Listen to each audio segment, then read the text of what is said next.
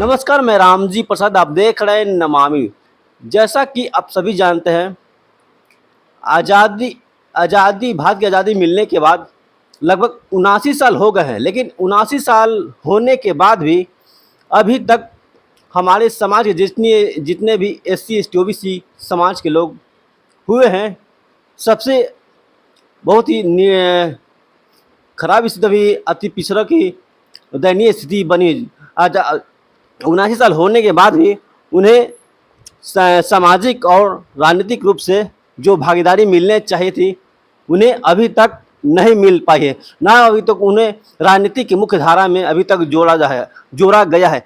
इन्हीं तमाम मुद्दों के साथ हमारे साथ बात करने के लिए मौजूद हैं अति पिछड़ों के चर्चित नेता और प्रोफेसर रामबली चंद्रवंशी। आइए उनसे बात करते हैं, आखिर जो आगामी जो 28 अगस्त तारीख है, उनको अगर अति पिछड़ा महापंचायत करने की जरूरत क्यों पड़ी? क्योंकि यह लड़ाई पहले से भी चल रही थी। इनकी इस लड़ाई को लड़ने के लिए बिहार के पूर्व मुख्यमंत्री कर्पूरी ठाकुर, पूर्व मुख्यमंत्री लालू यादव, वर्तमान जो बिहार के मुख्यमंत्री हैं नीतीश कुमार भी इस लड़ाई को लड़ रहे थे, लेकिन एक अलग धारा बनता हुआ दिख रहा है। आखिर इनको महापंचायत अति पिछड़ों क्यों करनी पड़ रही है? सबसे पहले सर, हमारे चैनल में बहुत बहुत आपको स्वागत है सर। शुक्रिया, आपको भी धन्यवाद जी सर, जिस तरह से इससे पहले जो आप लड़ाई अभी लड़ने जा रहे हैं, इस लड़ाई को लड़ने के लिए और भी बिहार में कई नेता खड़े हुए थे, आपको ये लड़ाई लड़ने की क्यों जरूरत पड़ रही है? देखिए, अति पिछड़ा वर्ग जो है बिहार के अंदर, अभी जाति गणना बिहार सरकार ने लगभग 500 करोड़ रुपए खर्च करके जो जाति गणना कराई, उसमें जो उभर करके डेटा सामने आया, उसमें 5 वर्ग आया है। 5 वर्ग में सबसे बड़ा वर्ग है अति पिछड़ा, जिसकी आबादी लगभग 38% है। वो मैं नहीं कर रहा, वो किताब की बात है, वो बिहार सरकार ने जो डाटा दिया है उसकी बात मैं कर रहा हूँ। दूसरा वर्ग है पिछड़ा वर्ग, उसकी आबादी है 27%। तीसरा वर्ग है दलित वर्ग, जिसकी आबादी है 15-16%। और चौथा वर्ग है वो है अल्पसंख्यक मुस्लिम वर्ग, उसकी भी 16-17%। और पाँचवा है दलित, जिसकी आबादी है सवर्ण, जिसकी आबादी है 10.5%। तो यह जो 5 वर्ग है उसमें सबसे बड़ा वर्ग है अति पिछड़ा, जिसकी आबादी लगभग 38%। और आज उसकी राजनीतिक और सामाजिक और शैक्षणिक और आर्थिक स्थिति सबसे खराब है, यानी सबसे ज़्यादा हाशिए पर रहने वाला समाज अति पिछड़ा है, नंबर 1। नंबर 2, इसके सबसे बड़े नेता अति पिछड़ों को बिहार में पहली बार पहचान किसी ने दिया, उस नेता का नाम है भारत रत्न जननायक कर्पूरी ठाकुर। 1978 में उन्होंने मुंगेरी लाल आयोग की अनुशंसा को आलोक में आधार बना करके वो आरक्षण लागू किया, जिसमें अति पिछड़ा वर्ग की अलग से यहाँ पहचान बनी। और आज तक पूरे देश भर में मात्र 13 राज्यों में अति पिछड़ा और पिछड़ा का वर्गीकरण है, बाकी राज्यों में तो अभी तक हुआ भी नहीं है। तो जननायक कर्पूरी ठाकुर ने 1978 में जो प्रयास किया अति पिछड़ा को मुख्य धारा में लाने का, और इसका कारण हुआ कि कुछ सशक्तिकरण अति पिछड़ों में आरक्षण के बदौलत हुआ।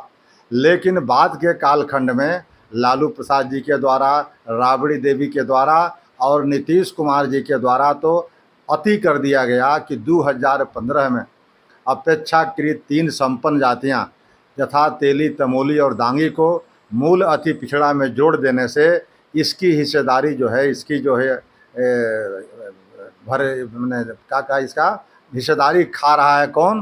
ये पिछड़ा वर्ग लोग। ये 70 से करीब करीब 100% ये 3 जातियां जो है इसका हिस्सेदारी खा रही है। तो ऐसे स्थिति में आज मैं डंके की चोट पर कहता हूं कि बिहार के अंदर अति पिछड़ों का सबसे बड़ा मुद्दा कोई है तो यह 3 जातियों को, अपेक्षाकृत जो संपन्न जातियां हैं, उसको मूल अति पिछड़ा से अलग करना। लेकिन पंचायत महापंचायत हमने इसलिए बुलाया है कि महापंचायत में हमारे इस विषय पर क्या दृष्टिकोण है राजनीतिक दलों को।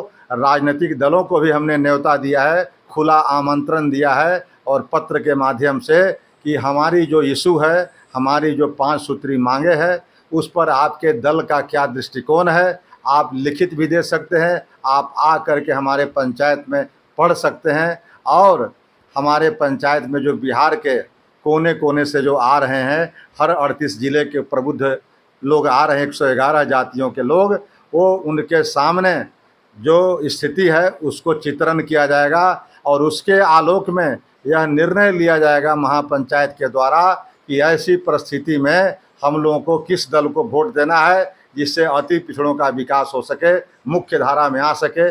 इसके लिए आगामी 28 अगस्त को मिलर स्कूल मैदान में एक अति पिछड़ा महापंचायत लगने जा रहा है। उसमें आज के आपके चैनल के माध्यम से भी मैं आह्वान करता हूँ, निवेदन करता हूँ, अनुरोध करता हूँ कि जो भी बिहार के अंदर मेरी आवाज़ सुन रहे होंगे तो सब लोग अति पिछड़ा महापंचायत में 28 तारीख 11 बजे दिन से जो लगने जा रही है उसमें शिरकत करें और बिहार की हुकूमत के तथा महागठबंधन या सारे राजनीतिक दलों को अपनी हैसियत बता दें कि आज बिहार की अगर 14 करोड़ आबादी है तो उसमें अकेले 6 करोड़ से अधिक आबादी हमारी अति पिछड़ों की है। और अति पिछड़े अगर जग जाएंगे तो हमारे जो लोग कटोरा लेकर के भीख मांग रहे हैं दूसरे दलों में, वो नौबत नहीं आएगी। आज हमारी कल जो सरकार होगी वो हमारी होगी। अति पिछड़ा का बेटा मुख्यमंत्री के कुर्सी पर बैठेगा जितनी इसकी आबादी है। लेकिन अपनी ताकत को लोग समझ नहीं रहे हैं। हनुमान जी जैसे अपनी ताकत को नहीं समझते थे, जामवंत जी को बताना पड़ा था कि हनुमान जी आप में क्या ताकत है। वही हाल अति पिछड़े वर्ग के लोगों को समझाने की ज़रूरत है कि अति पिछड़ा लोग अगर जब समझ जाए हनुमान जी के तरह तो अपने दम पर अकेले भी बिहार में सरकार बना सकता है और जिसका चाहे सरकार उसको धाराशायी कर सकता है। इसलिए अति पिछड़ा वर्ग के मुख्य धारा में लाने का हम लोगों ने जो संकल्प लिया है, अति पिछड़ा आरक्षण बचाओ संघर्ष मोर्चा 2015 से लगातार प्रयासरत संघर्षशील है और आगे भी रहने का हम संकल्प दोहराते हैं कि जब तक हमारे रगों में खून रहेगा तब तक इस लड़ाई को हम लड़ते रहेंगे और जब तक इस लड़ाई को जीतेंगे नहीं तब तक अति पिछड़ा का जो है संग्राम खत्म नहीं होगा। यह मेरा संकल्प है और यही मेरा उद्देश्य है।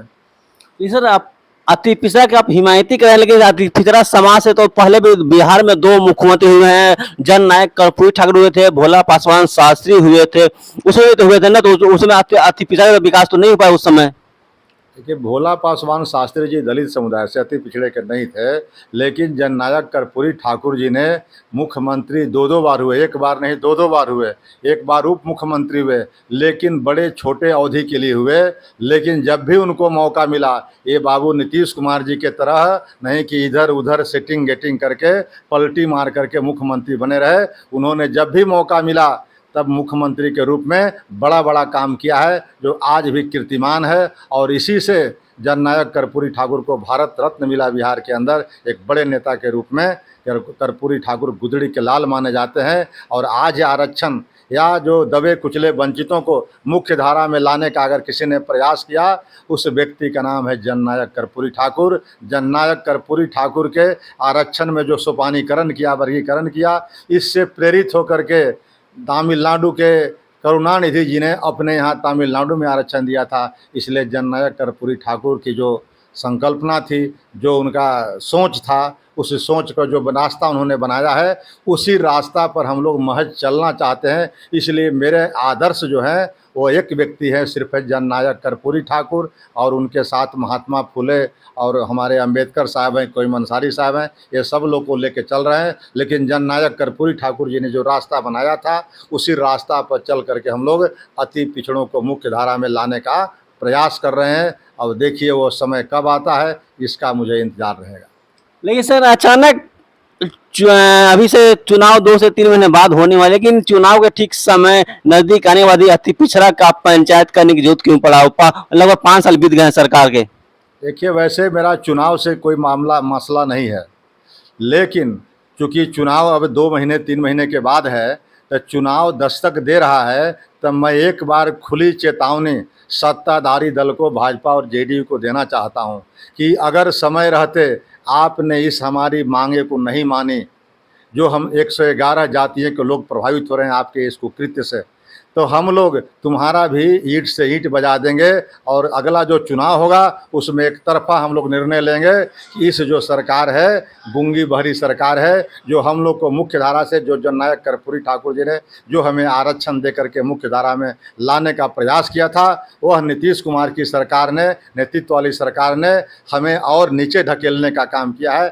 ऐसे सरकार के लिए हम लोगों का एक खुला चेतावनी है कि समय रहते आज भी चेत जाए और ये 3 जातियों को मूल अति पिछड़ा से निकाल करके जितनी उनकी आबादी है उस आबादी के अनुरूप में उनका पृथक ग्रुप बना के आरक्षण दिया जाए, हम लोग को बख्श दिया जाए। और अगर नहीं बख्शोंगे तो हम लोग की जो ताकत है, जो संख्या है, उसके बल पर आगामी चुनाव में अपना हम लोग कर्तव्य दिखाएंगे और ये जो गूंगी भरी सरकार है उसको ध्वस्त करेंगे। सर अति पिछड़ा से बात करें सर, क्या बोलते हैं, सामाजिक और आर्थिक पिछड़ापन तो पिछड़े वर्ग में भी है, तो उनकी अब बात नहीं है, सिर्फ अति पिछड़ा की बात कर रहे हैं। देखिए, हम सामाजिक, आर्थिक और राजनीतिक रूप से अति पिछड़े जो हाशिए पर है उसकी बात मैं कर रहा हूँ कि आखिर उसके एक रहनुमा थे जननायक कर्पूरी ठाकुर और उनके बताए मार्ग पर ही आरक्षण अभी तक चल रहा था।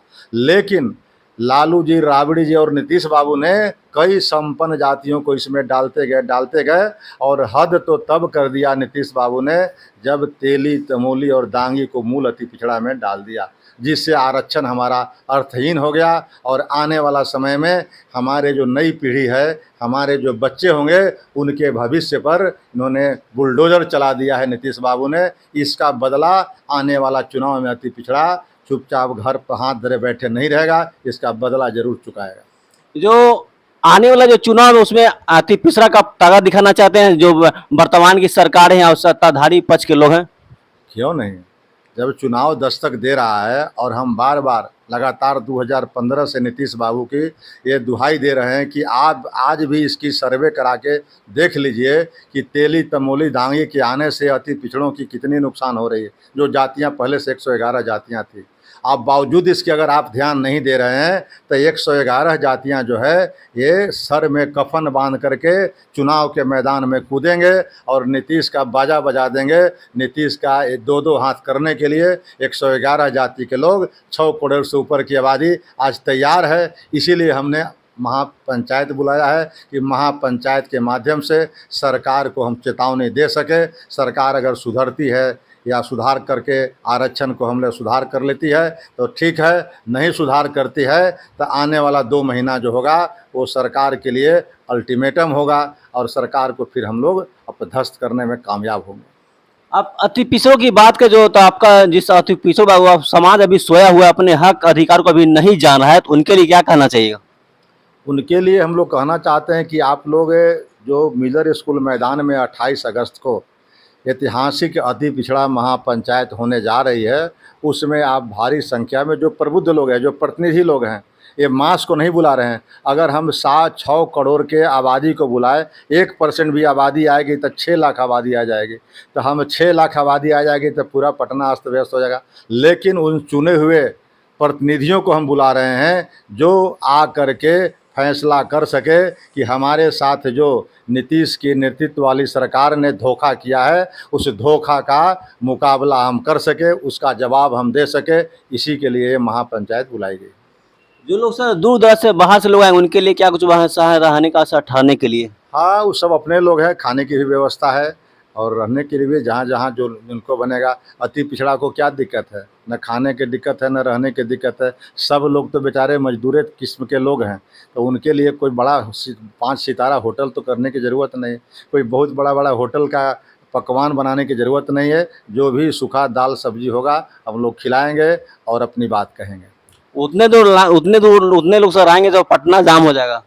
तो हम सबको नहीं बुला रहे हैं ना, हम तो बुला रहे हैं चुने हुए प्रतिनिधि के, हर जात के जो रिप्रेजेंटेटिव होते हैं, जो जातीय संगठन चलता है, उनके मार्फत हम इम्पोर्टेंट लोगों को बुला रहे हैं महापंचायत में, क्योंकि इनके द्वारा पूरा बिहार में संदेश चला जाएगा। और इसी के लिए अभी लगभग 25 दिन पहले से एक रथ तैयार हुआ है, कर्पूरी रथ, जो बिहार के हर कोने में, हर जिलों में जाकर के खुला आमंत्रण दे रहा है कि अति पिछड़ा महापंचायत जो खुले मैदान में 28 अगस्त को होने जा रही है उसमें आप शिरकत कीजिए। आज भी पालीगंज मसौढ़ी की तरफ ये रथ घूम रही है, पूरे बिहार के हर जिलों में भ्रमण करके 1-2 दिन के अंदर पटना में भी ख़त्म करेगा और बिहार भर में ये संदेश चला गया है। लोग आ रहे हैं, आएंगे और जो निर्णय होगा वो आपको फिर मीडिया के माध्यम से हम लोग बिहार में प्रचार हो जाएगा। सर तो कोई पार्टी अभी टिकट देगी तो जाए किसी पार्टी में जाएं, शामिल होंगे?